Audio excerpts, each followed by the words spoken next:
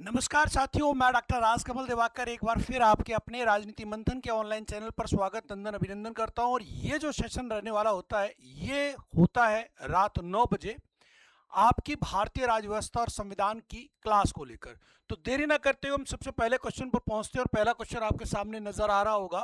पहला क्वेश्चन है, भारतीय संविधान के अनुच्छेद 22 के विषय में सही है। क्या इसमें सही है पर हमें नजर डालनी है। एक एक को पढ़ लेते हैं। इस अनुच्छेद में व्यक्तियों को बंदी बनाए जाने, कुछ मामलों के नजरअंदाज किए जाने की रक्षा करता है, पहला कथन। दूसरा, यह मूल अधिकार नागरिकों और गैर नागरिकों दोनों के लिए है। दूसरा। तीसरा, यह अधिकार उन व्यक्तियों के लिए है जिन्हें निवारक निरोध कानून में बंदी बनाया जा सकता है। और चौथा, यह प्रावधान उन लोगों को प्राप्त नहीं है जो शत्रु विदेशियों में शामिल हैं। तो इसका जो आंसर रहने वाला है वो क्या रहने वाला है?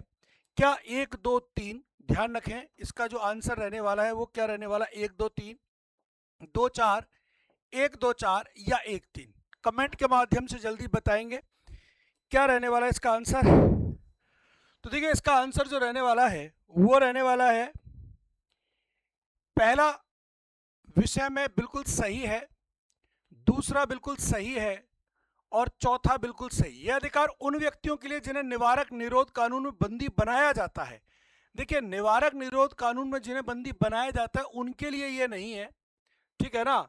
और यहां पर जो आंसर रहने वाला है वो कौन सा रहने वाला है साथियों? 1 2 और 4। क्योंकि इस अनुच्छेद में व्यक्तियों को बंदी बनाए जाने और कुछ मामलों के नजरबंद किए जाने से रक्षा करता है। यह मूल अधिकार नागरिकों और गैर नागरिकों दोनों के लिए है। यह अधिकार उन व्यक्तियों के लिए जिन्हें निवारक निरोध कानून में बंदी बनाया जाता है, बंदी बनाया जाता नहीं, बंदी बनाए जा सकने की संभावना निवारक। यह प्रावधान उन लोगों को प्राप्त नहीं है जो शत्रु विदेशियों से शामिल है। बिल्कुल सही है। तो इसका आंसर क्या रहेगा दोस्तों? इसका आंसर रहेगा सी। चलें अगले क्वेश्चन की ओर रुख करते हैं। अगला क्वेश्चन क्या कहता है? देखिए, अगला क्वेश्चन है, किन आधारों पर शिक्षण संस्थाओं में प्रवेश के लिए भेदभाव संविधान द्वारा वर्जित है? यानी कि संविधान वर्जित करता है कि भाई इन मामलों के आधार पर आप भेदभाव कर सकते हो। वो कौन से आधार हैं? एक एक आधार की अपन बात कर लेते हैं। पहला, धर्म और प्रजाति लिंग के आधार पर। धर्म, प्रजाति, लिंग, जन्म स्थान या राष्ट्रीय वर्ण, आयु, मूल निवास के आधार पर। धर्म, प्रजाति, लिंग, जन्म स्थान, राष्ट्रीय वर्ण के आधार पर। धर्म, प्रजाति, लिंग व जन्म स्थान, आयु व मूल निवास स्थान के आधार पर। किस आधार पर भेद किया जा सकता है? कमेंट के माध्यम से जल्दी से बताएं किन आधार पर किया जा सकता है। देखो, मैं बता दूं आपको, अनुच्छेद 29 के सेक्शन 2 के तहत शिक्षण संस्थाओं में प्रवेश के अधिकार के बारे में यह प्रावधान है कि कौन सा अनुच्छेद? अनुच्छेद 29(2) के तहत। ध्यान रखें, इसके अनुसार ऐसे किसी भी शिक्षण संस्था में जो राज्य द्वारा पोषित और राज्य निधि से सहायता प्राप्त है, किसी नागरिक को प्रवेश देने से केवल धर्म, मूलवंश, जाति, भाषा या इनमें से किसी आधार पर वंचित नहीं किया जाएगा। लेकिन यहां पूछा है भेदभाव संविधान द्वारा वर्जित है। तो देखिए, वर्जित जो है ना वो धर्म, प्रजाति या लिंग के आधार पर वर्जित है, ठीक है ना। तो इसका जो आंसर रहने वाला है वो रहने वाला है ए। क्लियर बात? इनके आधार पे नहीं, इनके आधार पर किया जा सकता है। वर्जित है, वर्जित है, किया जा सकता है। वर्जित है, प्रतिबंधित है। वर्जित का मतलब प्रतिबंधित है, ठीक है ना, वर्जित किया है। नेक्स्ट देखिए, अगला क्वेश्चन क्या कहता है।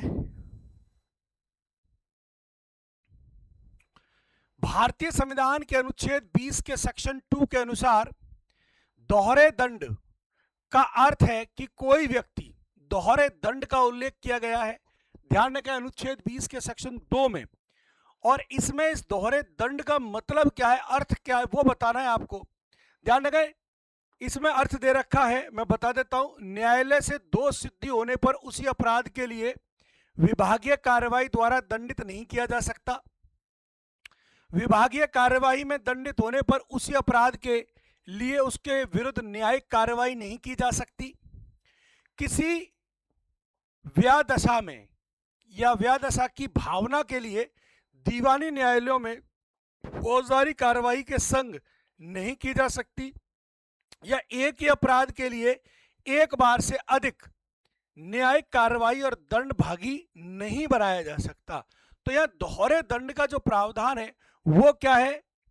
फोर्थ, एक ही अपराध के लिए एक बार से अधिक न्यायिक कार्रवाई और दंड का भागी नहीं बनाया जा सकता है। क्लियर है बात?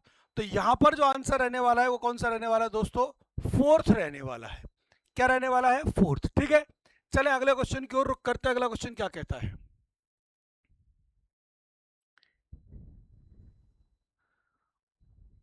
देखिए अगला क्वेश्चन है संविधान के अनुच्छेद 14 जो कानून के समक्ष समानता की बात करता है, कानून के समान संरक्षण विषय में है जिसका तात्पर्य कानून के समान संरक्षण, विधि का समान संरक्षण और विधि के समक्ष समानता का मामला है। तो यह समान संरक्षण के संदर्भ में क्या है? किसी को स्वैच्छिक रूप से जीवन से वंचित ना करना। दूसरा, न्यायपालिका तक पहुंचने का समान अधिकार, समान अपराध के लिए समान दंड, कानून के समक्ष जाति या वर्ग विशेष के व्यक्तियों का समान होना। तो भाई यहां तो सभी लगते हैं मुझे। कानून के समान संरक्षण, कानून के समान सभी संरक्षण, सभी को एक साथ प्रोटेक्शन दी जाती है, इक्वल प्रोटेक्शन, इक्वल संरक्षण प्रदान किया गया। तो यहां पर जो आंसर रहेगा 1 2 3 2 3 4, 1 3 4 और 1 2 3 4, यानी कि यहां क्या आंसर रहेगा भाई? डी रहेगा। क्या रहेगा दोस्तों यहां आंसर? डी। क्लियर है बात? भाई विधि के समक्ष समानता और विधि के समान संरक्षण की बात है, तो यह समान संरक्षण सभी के लिए समान है, किसी को स्वैच्छिक रूप से जीवन से वंचित ना करना, ये बात सही है, इसमें कहीं कोई दोहराया नहीं है। न्यायपालिका तक पहुंचने का समान अधिकार सही है, समान अपराध के लिए समान दंड सही है, कानून के समक्ष जाति वर्ग विशेष के व्यक्तियों को समान होना बिल्कुल सही बात है। चले अगले क्वेश्चन की ओर रुख करते हैं। अगला क्वेश्चन क्या कहता है? देखिए अगला क्वेश्चन क्या कहता है उसकी मैं बात कर लेता हूं।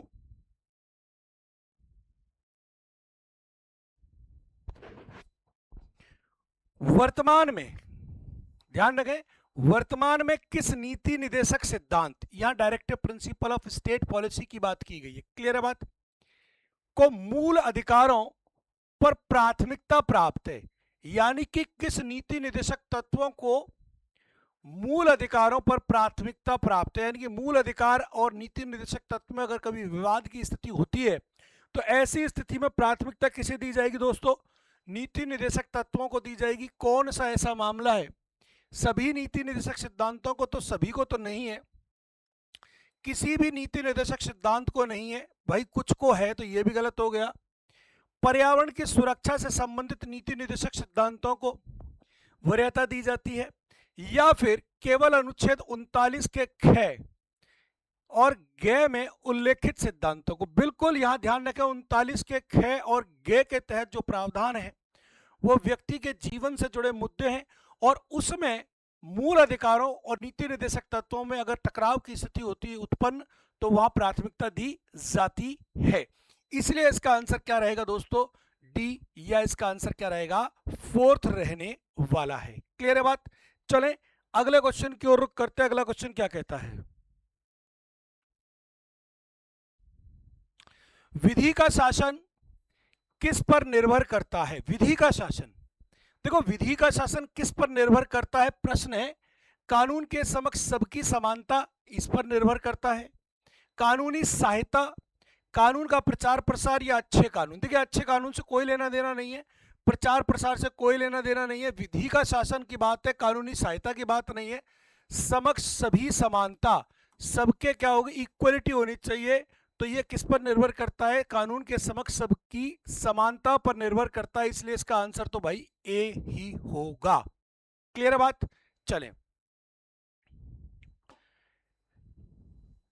नेक्स्ट क्वेश्चन की बात कर लेते हैं। अगला क्वेश्चन क्या कहता है?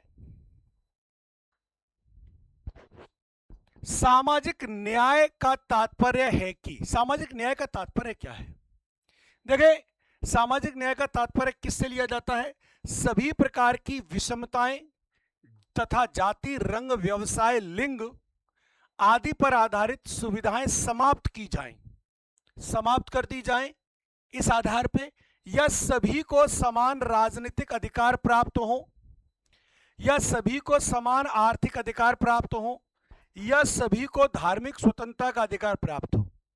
देखो यहां पर जो सामाजिक न्याय की बात है, वो सामाजिक न्याय की बात सभी प्रकार की विषमताएं, जाति, रंग, व्यवसाय, लिंग आदि के आधार पर सुविधाएं समाप्त कर दी जाएं, तभी होगा सामाजिक न्याय।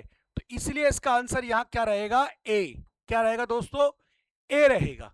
क्लियर है बात? भाई ये तो अलग अलग कॉन्सेप्ट हो गए ना, अलग अलग एक एक फील्ड में हो गए। यहां क्या कह रहा है? सभी को समान राजनीति के क्षेत्र में, या आर्थिक क्षेत्र में, या धार्मिक। तो अन्य क्षेत्र और कहां गए?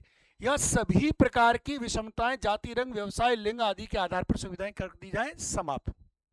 चले अगले क्वेश्चन की ओर बढ़ते हैं। अगला क्वेश्चन क्या कहता है?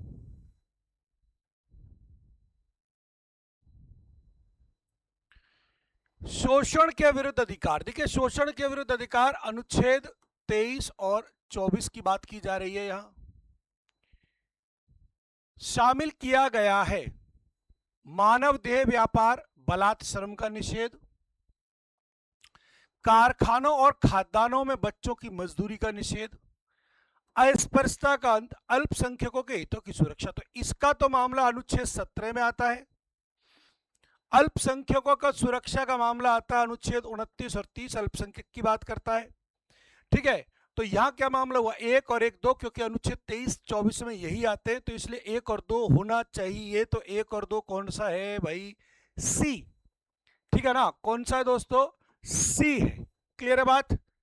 यहां तक कोई दिक्कत नहीं है। चले अगले क्वेश्चन की ओर रुख करते हैं। अगला क्वेश्चन क्या कहता है उसकी ओर देख लेते हैं अपन। राज्य ऐसा कोई कानून नहीं बनाएगा जो मौलिक अधिकारों को घटाता है या समाप्त कर देता है। निम्नलिखित में से कौन सा एक इस उद्देश्य की दृष्टि से कानून नहीं माना जाएगा? कौन सा कानून? अध्यादेश नहीं माना जाएगा? नहीं। तो देखो अध्यादेश तो माना जाता है, अध्यादेश तो विपरीत परिस्थिति में उपनियम माने जा सकते हैं, नियम माने जा सकते हैं, संवैधानिक संशोधन नहीं माना जा सकता।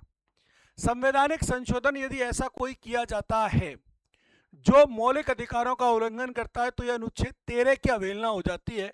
और ऐसी स्थिति में संवैधानिक संशोधन जब होता है और वो यदि अगर मौलिक अधिकारों के विपरीत है, तो वो कानून नहीं माना जाएगा, उसे निरस्त करने का अधिकार होगा सर्वोच्च न्यायालय को। क्लियर है बात? तो यहां आंसर क्या रहेगा दोस्तों? डी रहेगा। ठीक है, चलें अगले क्वेश्चन की ओर रुख कर लेते हैं। अगला क्वेश्चन क्या कहता है?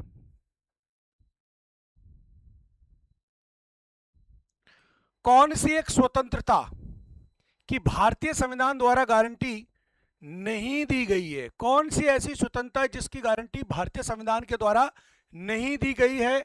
संपत्ति रखने, खरीदने, बेचने की स्वतंत्रता, पूरे देश में इच्छानुसार घूमने फिरने की स्वतंत्रता, शांतिपूर्वक बिना शस्त्रों के एकत्रित होने की स्वतंत्रता, या व्यापार करने की स्वतंत्रता। देखिए इसमें जो संपत्ति की मामला है, ये अब कैसा अधिकार बन चुका है? एक विधिक अधिकार बन चुका है। और ये संपत्ति का जो मामला है, अब भगवान संविधान के भाग 12 के अध्याय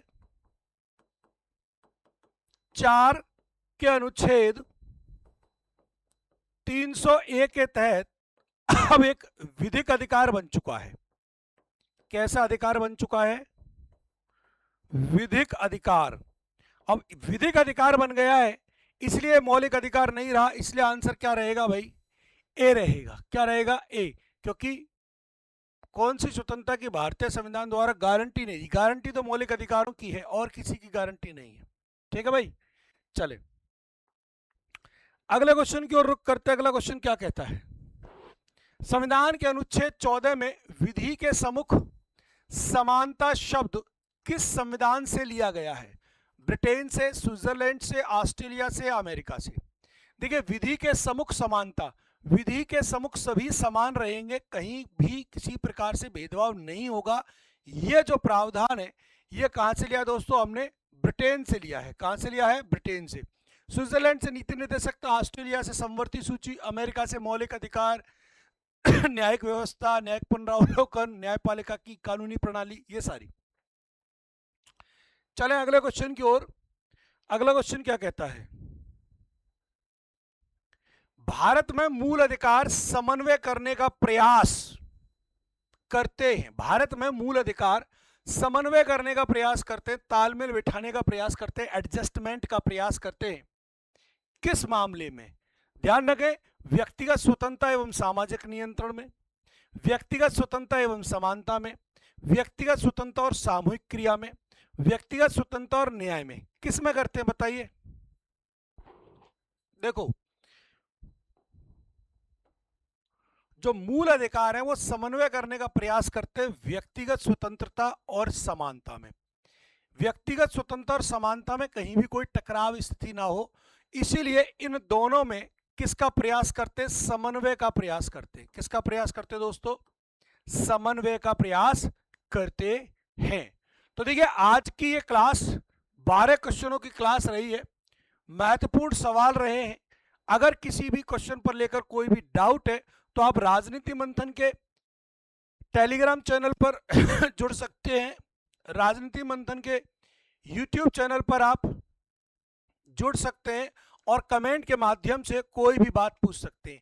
इंस्टाग्राम भी राजनीति मंथन का है, वहां भी आप जुड़ सकते हैं और कोई भी इंफॉर्मेशन चैनल से संबंधित या किसी भी कॉन्सेप्ट से संबंधित आप वहां जुड़कर वहां कमेंट के माध्यम से हमसे जवाब प्राप्त कर सकते हैं।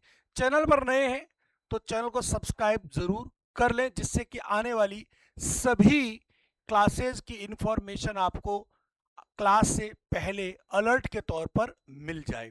मैं बता देता हूं, शाम को 6 से 7 उत्तर प्रदेश जिला दर्शन, यूपी जिला दर्शन की यूपी जीके चल रही है।